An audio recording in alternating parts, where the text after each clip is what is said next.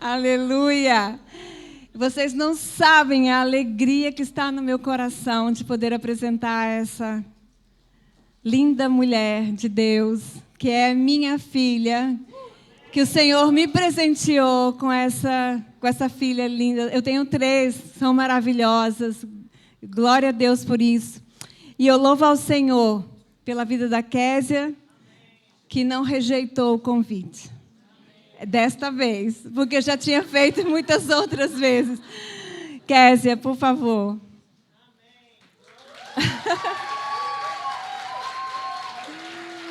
Amém. Tantas vezes eu já tinha desafiado a Késia, né, para partilhar aqui alguma coisa, e ela sempre dizendo: mãe, não, mãe, acho que eu não estou preparada para isso. É muita responsabilidade e tudo.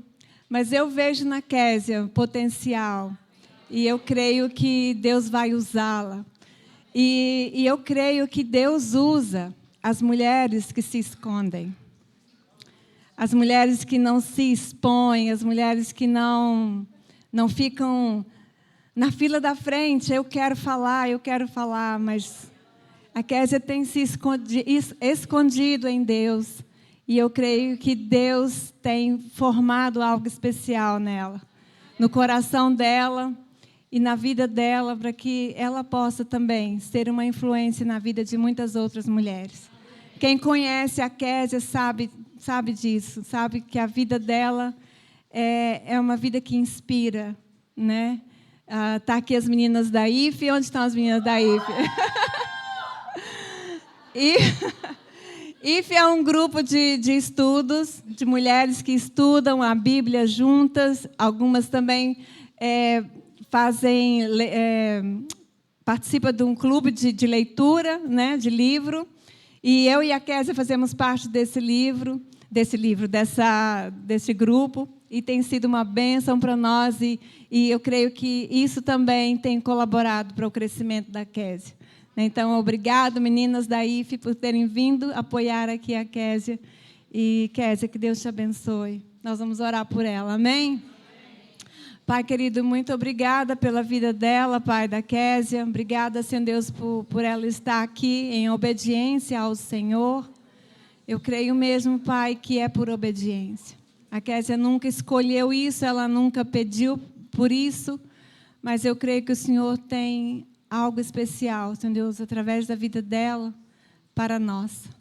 Que o Senhor possa usá-la nesta tarde, com graça, com unção, Pai, na simplicidade dela, Senhor Deus, que ela possa, Senhor Deus, aquilo que ela vai falar, ministrar aqui, possa tocar o nosso coração, segundo o Teu querer, a Tua vontade. Em nome de Jesus, Pai. Amém. Deus te abençoe, filha.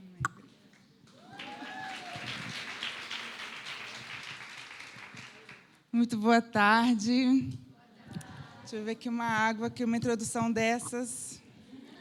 Eu acho que ficou claro para todo mundo quem é a filha preferida. Brincadeirinha, mais ou menos. Gente, olha, antes de mais, vou só pedir desculpa para as minhas amigas portuguesas. O sotaque que eu vou adotar hoje é o sotaque do Brasil. Porque quantas portuguesas nós temos aqui? Pronto. Ainda são algumas, né? Mas a maior parte são da IFE, então eu estou perdoada. Muito obrigada, Mami, pelo convite. Realmente é em obediência. E eu aceitei porque depois, às tantas, eu percebi que era coisa de Deus. Aí eu falei: Deus, então agora se vira, eu aceitei, então me ajuda. Vamos, então, falar alguma coisa que está no seu coração a essas pessoas. E obrigada pela confiança. Então, eu vim para Portugal, eu tinha mais ou menos 5 anos, filha de pais missionários, e é engraçado porque na escola diziam: ai, mas você faz novela? Porque vim do Brasil, né? Isso já foi em 92. Não tinha muitos brasileiros na altura, a gente era peça rara nessa época. Hoje em dia, não tanto, né? Mas aí depois eu chegava em casa e começava a falar com o meu sotaque português, porque aprendi na escola, e meu pai falava para mim: para de falar assim, menina. Fala direito. Fala direito. Aí, na minha cabecinha pequenininha, eu pensei, vamos ter que fazer aqui uma dupla vida. Então, na escola era o português de Portugal. Hoje em dia, estou na rua, ninguém sabe que eu sou brasileira, a não ser quando eu digo meu nome. Késia. Aconteceu uma vez, eu já, Késia. Késia, que raio de nome. Pronto. Mas está tudo bem. E é muito lindo ver uma plateia cheia de mulheres, todas assim muito rosadas e sorridentes. Eu acho isso maravilhoso. Até porque eu imagino que para a maior parte de vocês, estar aqui hoje envolveu uma logística. É verdade? Deixar o almoço preparado, a janta, a roupa na máquina, recadinhos para os maridos. É ou não é? É desse jeito. E, gente, nós mulheres, nós temos essa capacidade de organização, de ter vários pratos a girar ao mesmo tempo. A saúde mental que se aguente. Mas a gente dá conta, a gente tenta fazer as coisas e há essa diligência. Já ontem, a Helena Tanuri, porque é Helena Tanuri, não é só Helena, né? É Helena Tanuri, é um nome só. A gente fala, Helena quem? Não, é Helena Tanuri. Ela ontem estava falando sobre esse poder quase que militar que a gente tem de seguir, de fazer as coisas, de avançar. E a Bíblia fala sobre isso. Nós temos em Provérbios 31, aquela passagem daquela mulher que a gente ouve aquilo e a gente começa a entrar em pânico, porque nós temos que seguir o exemplo dela, né?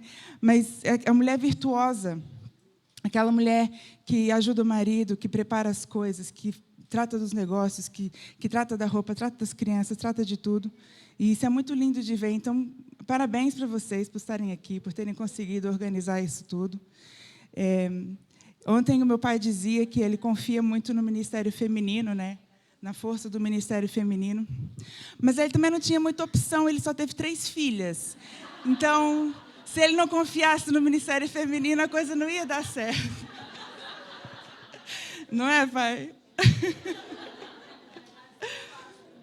São 4 mulheres em casa, o que esse homem orou, gente. Vocês não têm noção. Mas é isso. Infelizmente, esse poder feminino, a Helena também já falou um pouco sobre isso. Na verdade, muitas das coisas que eu vou falar aqui hoje foram alguns tópicos que ela foi tocando também, tanto ontem como hoje à tarde. E é mesmo Deus unindo as coisas, né? E o feminismo, que começou de uma maneira muito nobre, né, com o movimento sufragista, da luta pelo direito ao voto feminino, a luta pela propriedade, a luta pelos direitos trabalhistas, e tudo começou de uma maneira muito nobre, mas a gente vê que, hoje em dia, está se deturpando. E eles estão tocando, e o movimento feminista começa a tocar em agendas que vão totalmente contra aquilo que nós temos na Bíblia, e aquilo que é o papel da mulher, não só em casa, como na igreja, e a postura que a mulher deve assumir. E isso tem vindo a ser desvirtuado, o poder da mulher, o papel da mulher. E, como consequência, tem se tornado muito pesado e muito difícil ser mulher. E eu queria passar um videozinho para vocês. Vamos ver o vídeo aí, depois a gente fala mais um pouquinho, pode ser? Se o vídeo puder. É um trecho curtinho de um filme que teve bombando aí muito no ano passado. Eu queria só que vocês prestassem atenção. Ele está com legendas, tá bem?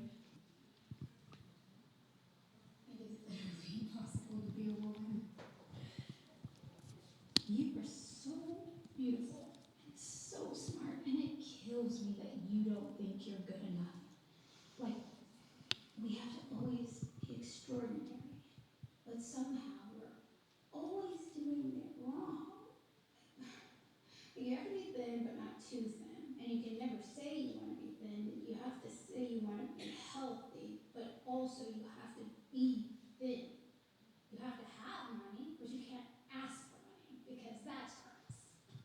You have to be a boss, but you can't be mean. You have to lead, but you can't squash other people's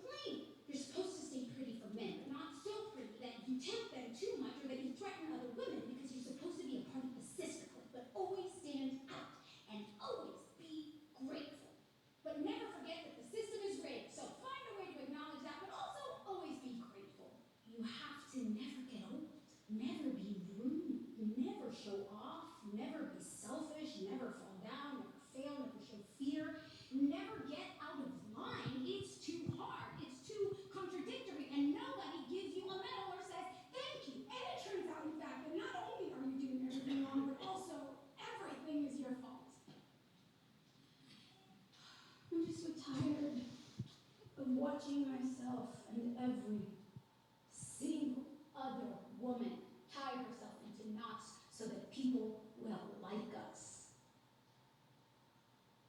And if all of that is also true for a dog, just representing a woman, then I don't even know. Gente, eu não estou aqui fazendo apologia ao filme, antes pelo contrário. O filme apresenta uma ideologia muito antibíblica sobre o que é o papel da mulher e o papel do homem também. No entanto, é isso que a sociedade nos pede, uma perfeição, um padrão impossível de atingir. E isso sem contar que a gente tem que fazer a unha uma vez por semana, hidratar o cabelo todas as semanas também, beber 2 litros de água, dormir 8 horas, acordar às 6 da manhã, fazer exercício físico, snack saudável para as crianças, preparar a refeição da semana e nunca esquecer o protetor solar. É cansativo, é ou não é? É, de fato, cansativo. E é injusto e é, francamente, impossível. Quem é que alguma vez, enquanto mulher, já se sentiu um pouco como essa mulher do filme? Achando que não era suficiente, que não ia conseguir, que estava assoberbada com muita coisa, como se o sistema fosse feito para te fazer fracassar. Quem é que já se sentiu assim? Né? Ou quem nunca, se calhar é mais fácil. Né? O problema é que, de fato, a sociedade atualmente nos pede isso, e a gente aceita. A gente vê os filmes, a gente vê as redes sociais, a gente olha para esses padrões, e a gente quer alcançar isso, porque isso é que é ser uma mulher. Mas não é, e está errado. Então, o que fazer? Ou melhor, o que Deus quer que eu faça? E aí é que está. A gente podia chegar para essa mulher ali no final e dizer, querida, descansa. O segredo é descansar em Jesus. O segredo para a sua vida é Jesus. Então, não precisa ficar assim tão apavorada, né? Aquilo que Deus pede de nós, sabendo que a gente vai falhar, porque vamos, Ele sabe disso, mas aquilo que Ele pede é que a gente busque, que a gente entregue a nossa vida buscando a Ele. A proposta dele é muito mais simples. A Bíblia diz que o seu jugo é leve, que o seu fardo é suave. Essas ansiedades todas que a gente tem no nosso dia a dia, de se eu vou dar conta, o que eu vou fazer, o que eu vou fazer para a janta, né? A Bíblia fala que Jesus diz para a gente lançar as nossas ansiedades para Ele. Ele cuida da gente. Ele sabe das coisas que a gente precisa. Então, posto isso, e ansiedades à parte, como é que nós devemos reger as nossas vidas?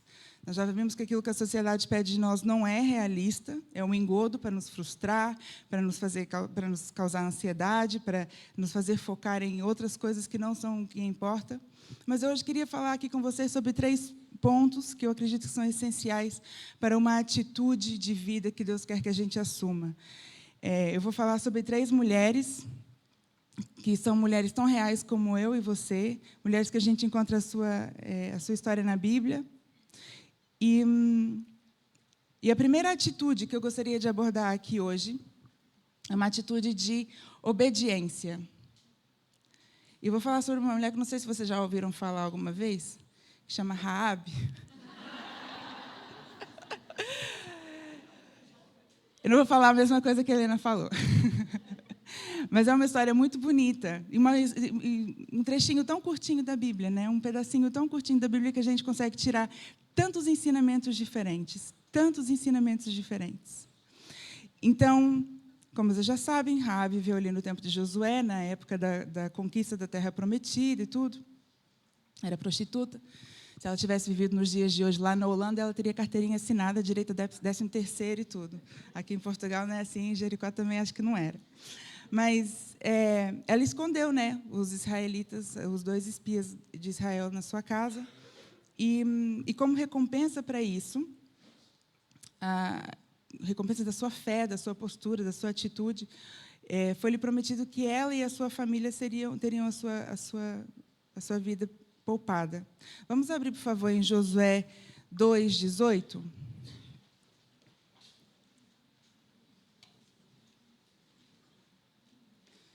Foi dada a Raabe apenas uma tarefa. Ela só tinha que fazer uma coisa. E o que diz em Josué 2:18 eis que, quando nós entrarmos na terra, Atarás este cordão de fio de escarlata à janela, pelo qual nos fizeste descer, e recolherás em casa contigo teu pai, tua mãe, teus irmãos e toda a família do teu pai. E era isso. Tudo que ela tinha que fazer alguma coisa, né? E tudo que ela tinha que fazer era isso. Era pegar naquele cordãozinho e pendurar ele na janela. Mais nada. Num contexto de guerra, num contexto bélico, o pedido que lhe foi feito de pegar no cordãozinho e pendurar na janela era quase que meio que ridículo. Como assim? Pegar no cordão e pendurar na janela? Como assim? Mas ela foi, ela não fez perguntas, e ela prontamente, eles mal saíram, ela já pegou no cordão e já pendurou ele na janela logo. A obediência de Raabe foi sem questionar, foi pronta. E que nós também saibamos obedecer, tal como Raabe obedeceu. A verdade é que, a maior parte das vezes, aquilo que Deus nos pede são coisas muito simples, não é nada complexo. Pode ser mais ou menos difícil de executar, mas a ordem em si é muito simples, como confiar nele. Ok, é difícil de entender, confiar? Não, não é difícil de entender. Meditar na sua palavra, orar sem cessar, honrar os pais, amar o nosso próximo. É difícil de entender isso? Não é. Mas, às vezes, muito complicado de fazer. Essa parte do amar o próximo, então, a gente até arranja assim uns... No outro dia, eu ouvi alguém falando que amar o próximo é assim, você não, próximo, você não, próximo. Mas não é assim que funciona, né, gente? A gente tem que amar o nosso próximo. Né? Então, imagine se Raabe ficasse retida em pormenores. Que ela não tivesse essa prontidão de fazer aquela coisa tão simples que lhe foi pedido. Imagina que ela pegasse no cordão e ficasse assim, ai, mas será que fazer um nó? Ou vou fazer uma trança? Mas eu vou pendurar aqui no cantinho ou no meio? Mas o que... Às vezes a gente complica, né? Imagina se Raabe tivesse complicado também. Para quê? Por outro lado, ela poderia ter sido lenta em obedecer. Tipo assim, ela disse que ele falou que é para colocar o cordão, depois eu vou lá e eu coloco. Mas não, ela pegou e colocou na hora. E então o tempo, o timing da nossa obediência também é importante. Às vezes nós somos lentos em obedecer porque temos talvez medo de sermos julgados, ou medo de sermos rejeitados pelas pessoas que estão à nossa volta, pela nossa família. Mas, por mais legítimo que esse sentimento pareça, porque a verdade é que ninguém gosta de ser rejeitado, nós temos que pôr as coisas em perspectiva. E o que é melhor? É nós sermos rejeitados pelas pessoas que nós temos aqui conosco, nessa vida tão finita, ou sermos rejeitados mais tarde pelo Pai por toda a eternidade?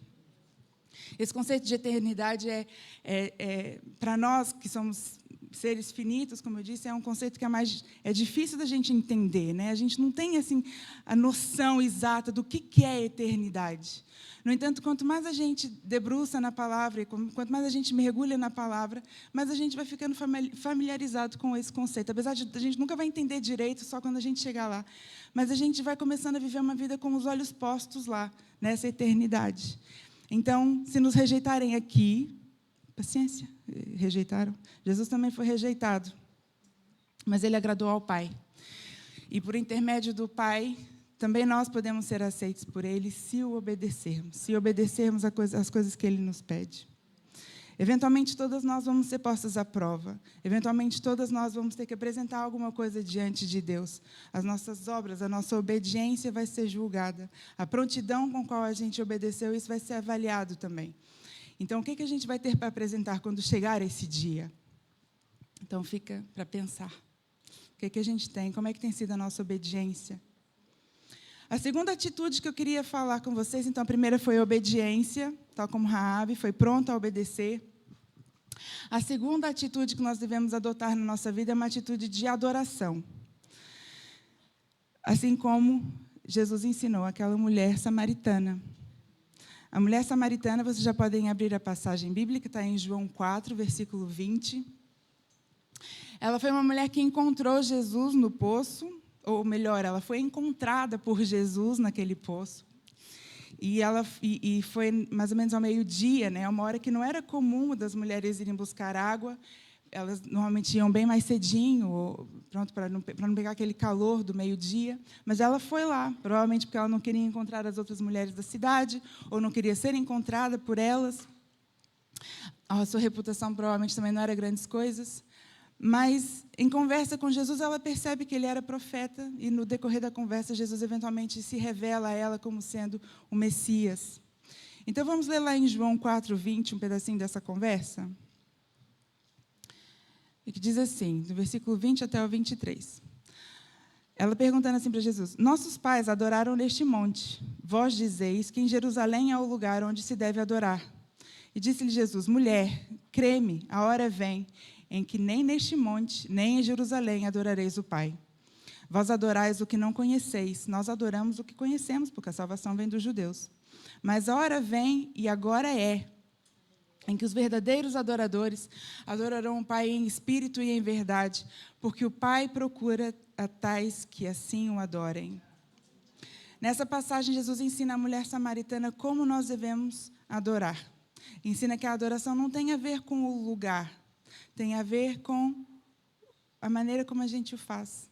Devemos fazê-lo em espírito e em verdade, de forma não fingida, obedecendo prontamente, tal como Raabe também obedeceu. Às vezes pode ser que a nossa adoração a Deus vai acontecer na cozinha enquanto a gente prepara a janta. Às vezes a nossa adoração a Deus vai acontecer enquanto a gente está dando aula na escola dominical. Ou então pode ser que seja no nosso trabalho, enquanto a gente está lá no meio das faturas, e seja lá o que for. Então, não tem a ver com o lugar, não é? Tem a ver com o nosso espírito, com a maneira como a gente se dispõe. E a verdade é que há tantas coisas no nosso dia a dia que nos distraem da adoração. É verdade ou não é? Nós sabemos que nós fomos feitos para adorar. No entanto, realmente a gente se distrai com isso. E é por isso que a gente deve criar ambientes. Devemos ser intencionais em criar ambientes que nos promovam essa adoração, que nos ajudem a estarmos em adoração. Então, pode ser um louvor que você coloca em casa, enquanto você prepara as coisas do dia a dia. Tem gente que gosta de deixar versículos bíblicos espalhados pela casa. A casa da minha mãe é quase uma Bíblia. Você lê metade da Bíblia nas paredes da casa da minha mãe, não é, mãe? Agora já não, mas é quase assim. As minhas irmãs até brincam com ela. Temos que ser intencionais na nossa vida de adoração, porque senão a gente vai acabar adorando outra coisa qualquer. Nós somos criaturas que nós somos feitos para adorar. Isso é uma garantia. A gente vai adorar, sempre. Agora, o que a gente vai estar adorando? Ou quem que a gente vai estar adorando? Qual que tem sido o foco da nossa adoração? Nós fomos feitos para adorar a Deus, mas nessas distrações todas do nosso dia, a gente acaba começando a adorar outra coisa, dedicando todo o nosso tempo, o nosso empenho a outras coisas que não a Deus. E, às vezes, essas coisas nem são coisas assim más. Ai, agora estou adorando Baal. Não. Às vezes é a minha saúde. Estou dedicando toda a minha energia, toda a minha atenção. Eu só converso sobre a minha saúde e tal e tudo. É que nem o pessoal da religião do CrossFit, vocês conhecem? É só sabe falar do CrossFit. É quase que uma religião. Eu já tive lá, mas Jesus me salvou. Ou então é a família. Pode ser que seja a sua família o alvo da sua adoração. O cuidado da sua família está sempre ali. Pode ser que seja a sua carreira profissional ou a sua carreira acadêmica, de querer chegar num doutoramento, ou seja o que for. Tudo isso são coisas muito boas, mas são boas na medida em que a gente as usa para trazer honra e glória para o único que merece essa honra e essa glória. Amém? Então, que a nossa atitude seja de uma adoração constante, que a nossa vida seja um reflexo de alguém que adora constantemente. Nós, enquanto mulheres, nós temos a capacidade os ingleses dizem set the mood, de estabelecer um ambiente em casa. Se a minha filha estiver chateada, o ambiente da casa vai estar na mesma. A gente vai se preocupar com ela e tudo, mas o ambiente da casa, a atmosfera da casa não muda. Mas se eu estiver chateada, gente, sai de perto. A casa toda parece que vira é diferente, a gente tem essa influência. Se eu estiver bem disposta, enquanto mãe, enquanto esposa e tudo, eu vou conseguir também tornar a minha casa um ambiente mais agradável de se estar. Então, que seja isso o nosso dia a dia, essa consciência de que a nossa vida, nós estamos influenciando quem está conosco, a nossa família e tudo. Então, que sejamos pessoas que adorem constantemente. Amém? Então, obediência, adoração e, por fim, uma atitude de rendição. Rendição é quando nós nos entregamos totalmente a Deus. A rendição é um ato de reconhecimento de soberania de Deus nas nossas vidas. É quando nós largamos mão de tudo que tentamos controlar e entregamos nas mãos de Deus. É uma entrega total. No Salmo 37, o salmista diz: entrega o teu caminho ao Senhor. Isso é uma vida de rendição que ele está falando. Uma vida que entregou o seu caminho ao Senhor. O seu caminho é o seu dia a dia, a sua rotina, tudo que você faz, o seu caminho, entrega ao Senhor. Mas há uma história na Bíblia que eu acho muito linda, é uma história muito gráfica, de uma mulher que materializou essa rendição. E, com certeza, vocês conhecem essa história. Imagino que tenha sido lindíssimo de assistir para quem estivesse lá perto e desconcertante também ao mesmo tempo, e que é a história de Maria, de Betânia. Vamos abrir, por favor, em João 12, versículo 3.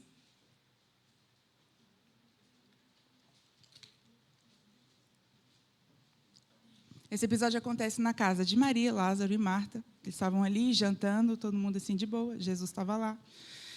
E então Maria, pegando num frasco de perfume de nardo puro, muito precioso, ungiu os pés de Jesus e os enxugou com os seus cabelos. E toda a casa se encheu com o cheiro do perfume. Quando esse episódio acontece, Maria já conhecia Jesus. Ela já sabia que sentar aos pés dele era a melhor parte. Ela já sabia que escutar os ensinamentos dele era a melhor parte. Maria, nessa altura, ela já sabia também que Jesus tinha um coração que se compadecia do coração dela. Isso porque Jesus chorou quando ela chegou perto dele e falou: Jesus, meu irmão morreu. Jesus chorou com ela.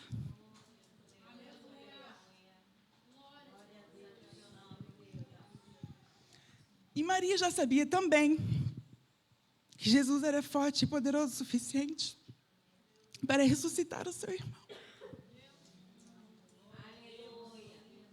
Amém. Maria conhecia Jesus. Maria sabia quem Jesus era. Ela já tinha experimentado a bondade de Deus na sua vida, na vida da sua família. Então, por tudo isso que ela conhecia sobre Jesus, ela percebeu o que ela precisava de fazer. Obrigada.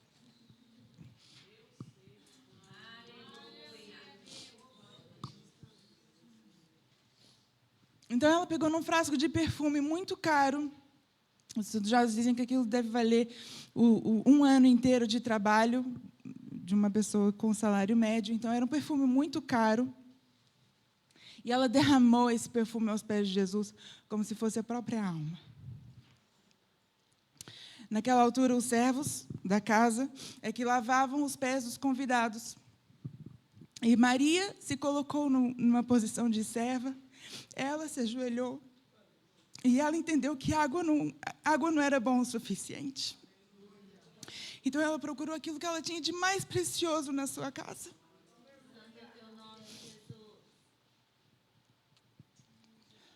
E ela pegou aquele perfume e ela derramou nos pés de Jesus. Ela pegou nos seus cabelos. Nós temos tanta vaidade com os nossos cabelos, né? Ela pegou nos pés de Jesus e enxugou os pés de Jesus. E, gente, eu duvido que Jesus fazia pedicure. Não devia ser um pé muito bonito. Mas ela não teve problemas nenhuns. Ela se derramou ali nos pés de Jesus, pegou no cabelo dela, no perfume, lavou os pés de Jesus. Que atitude! Imagina você estar ali assistindo aquilo tudo, tipo, uau. Imagina a cara de Marta. Meu Deus, Maria. Julgando ali, irmã, não sei. Mas então, quantos de nós podemos testemunhar a bondade de Deus nas nossas vidas? E o que a gente tem feito em relação a isso? O que a gente tem derramado aos pés de Jesus?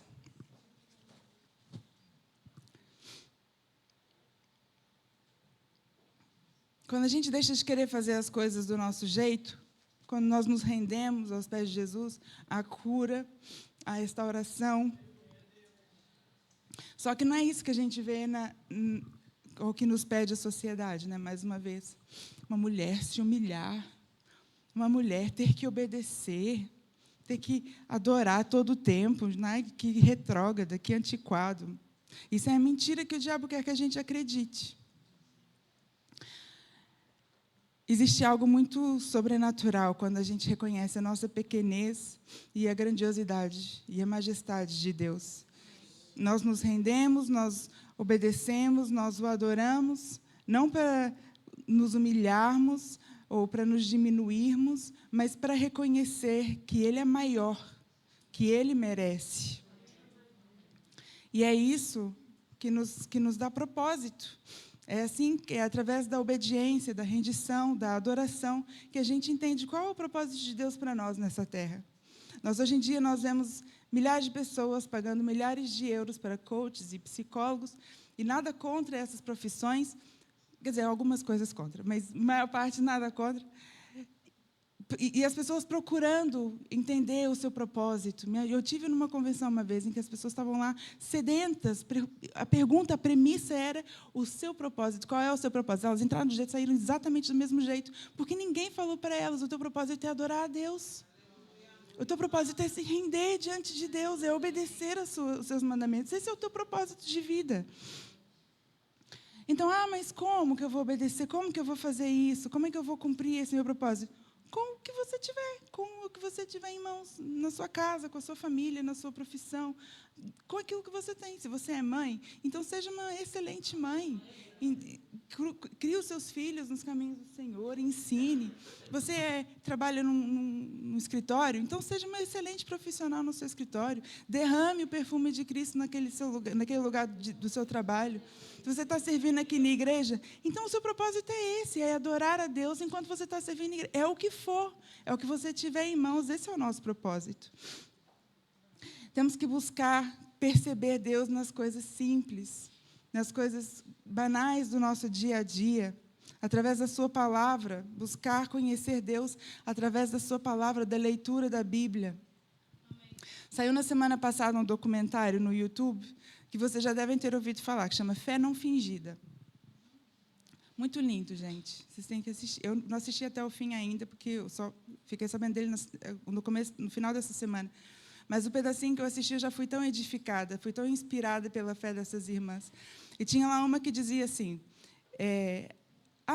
o pessoal falava com ela, ela era uma dirigente na igreja, não sei o que ela fazia, e o pessoal falava assim com ela: mas eu creio. Aí ela perguntava: mas você lê a Bíblia? Não, então não creio. Se não lê a Bíblia, então não creio. Eu ouvi certa vez também, mas ela já foi um pouquinho mais radical. Uma outra senhora falando, não foi nesse documentário, foi em outro sítio, falando que se você não gosta de ler, então você escolheu a fé errada. Porque aqui o nosso Deus decidiu se revelar através de um livro. Ele fala conosco através de um livro. Então, nós temos que desenvolver o hábito da leitura da palavra. Temos que ler outros livros também. Há muita gente inspirada que recebeu revelação de Deus e que a gente consegue aprender muito sobre Deus no livro das pessoas. Está ali a Livraria Ebenezer, que é uma bênção também.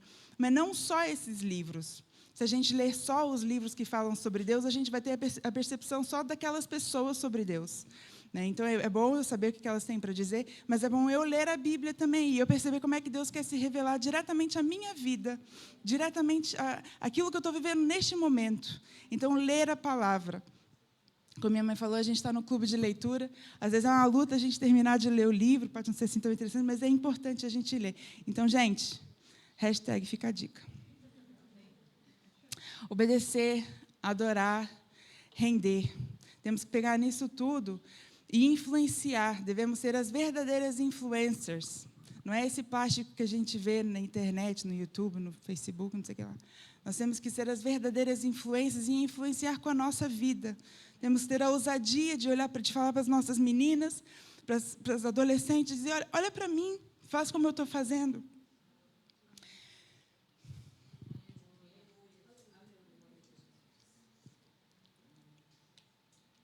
Elas precisam de referências. Quem está sendo a referência dessas meninas? A gente vê um pouco, né? Se você for numa escola básica, você vê as meninas todas saindo. Se você olhar para a roupa que elas estão vestindo, você vai perceber quem que tem sido a influência na vida delas. As músicas que elas ouvem. É triste de ver. Então, nós temos um papel muito importante enquanto mulheres, de sermos referenciais para as meninas à nossa volta, sermos influência. E não tem que ser a sua filha. Você pode não ter uma filha, mas pode ser, sei lá, uma menina mais nova que esteja lá, uma colega do seu trabalho que seja um pouco mais nova que você. Você pode ser referencial para ela. A sua vida, as suas atitudes têm que mostrar de quem você é filha. Essa é a sua identidade. Você é filha. A sua vida tem que mostrar isso. Em Lucas 8, fala sobre uma mulher que ela estava doente já há 12 anos. Ela tinha um fluxo de sangue, ela já não tinha mais esperanças. Ela era uma mulher rejeitada pela sociedade porque viu-na como impura. Eu imagino que ela já não tinha família por perto, ou amigos, porque o estado dela era um estado de constante impureza, então as pessoas não queriam se aproximar dela. E essa mulher, já desenganada pelos médicos, já sem esperança, ela pegou na pontinha de esperança daquilo que ela ouviu falar sobre o Cristo, ela pegou naquele restinho de esperança e derramou ali aos pés de Jesus. Ela tocou na orla das vestes de Jesus e ela foi curada instantaneamente. Mas o bonito de ver é que ela não foi curada só do seu físico. Ela sentiu a cura física imediatamente. Mas depois Jesus foi e restaurou. Jesus foi e restaurou a identidade dela.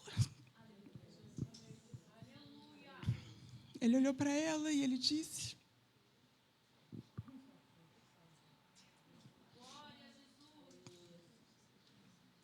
minha filha,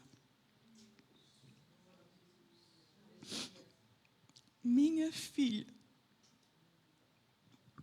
Será há quantos anos que ninguém chamava essa mulher de filha? Jesus restaurou a identidade dela ali também, porque ela teve fé. Jesus disse: minha filha, a tua fé te salvou. Então, gente, era isso que eu tinha para partilhar com vocês hoje. Que tenhamos uma vida de constante obediência, de constante adoração, de constante rendição. E certamente levar uma vida de filhas é o maior tesouro que a gente tem nessa terra. Muito obrigada.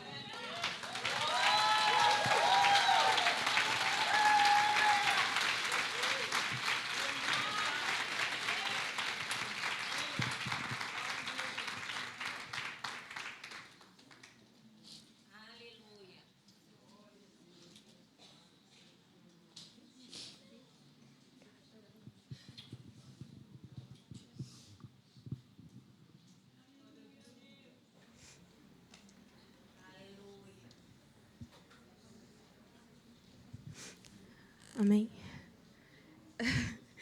Eu estou chorando junto. Que maravilha, que palavra maravilhosa. E, como a Kézia disse, tudo vai se encaixando. Todas as ministrações que Deus foi trazendo ao coração de cada uma de nós vão se encaixando.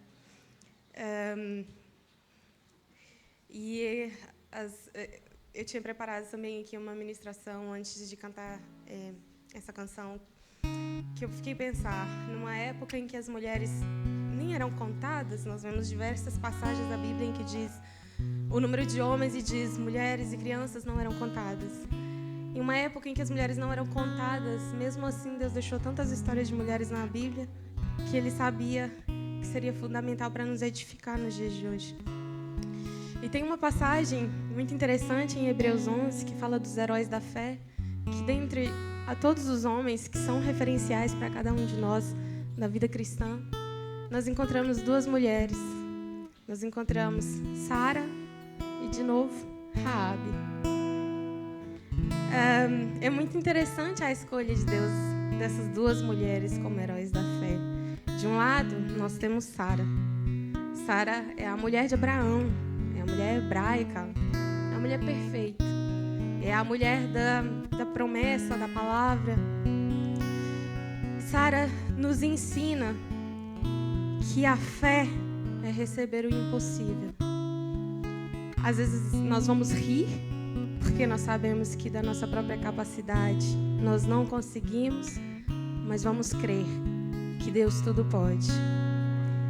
E por outro lado, bastante contrastante, tem Raabe, a ex-prostituta, uma mulher que não pertencia aos hebreus, que não pertencia ao povo de Deus, e ela foi escolhida como heroína da fé.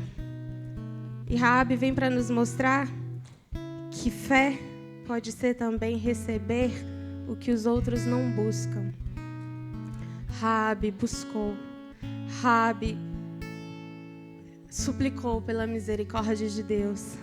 Raabe, que era gentia, passou a ser filha. Então, essa mesma graça foi estendida a cada uma de nós. Nós buscamos, nós recebemos a misericórdia do Senhor. E por isso nós hoje estamos aqui. E se eu pudesse, eu parafrasearia o versículo de Tiago 15:17, diria: a oração de uma mulher justa pode muito em seus efeitos.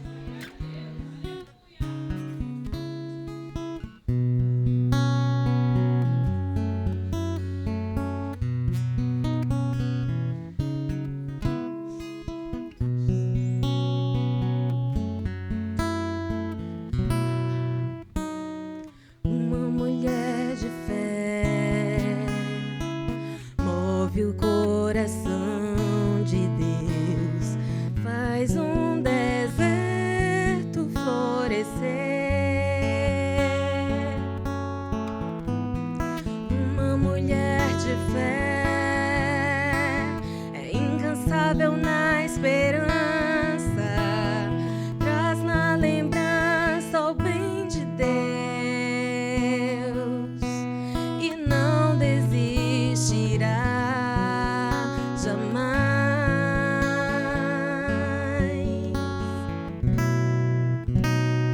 Quando uma mulher decide orar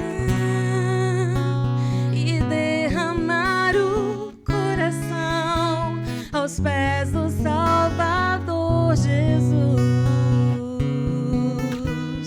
Deus não negará o seu melhor a uma mulher de fé, uma mulher de fé. Uma mulher de fé tocou no manto do Senhor e o impossível aconteceu e acontecerá. Uma mulher de fé tocou no manto do Senhor e o impossível vai acontecer com você. Quando uma mulher decide orar e derramar o coração aos pés do Salvador Jesus, Deus não negará o seu melhor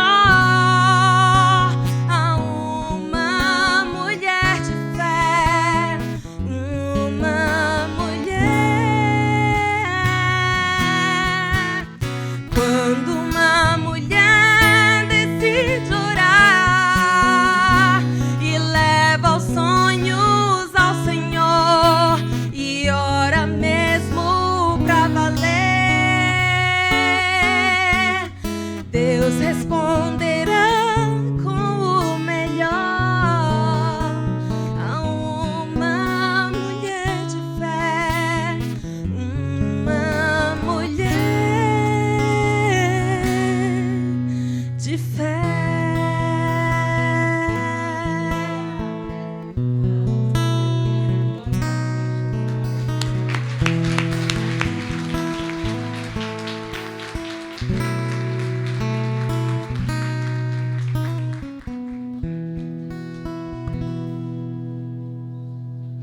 Uau! Deus nos chama para sermos mulheres de fé, mulheres segundo o coração de Deus, mulheres que agarram a sua identidade, não tem vergonha dela, de ser filha de Deus e de agir como tal, de ter atitudes como tal. Filhas do Altíssimo, do grande Deus, que não envergonha o Senhor em nada.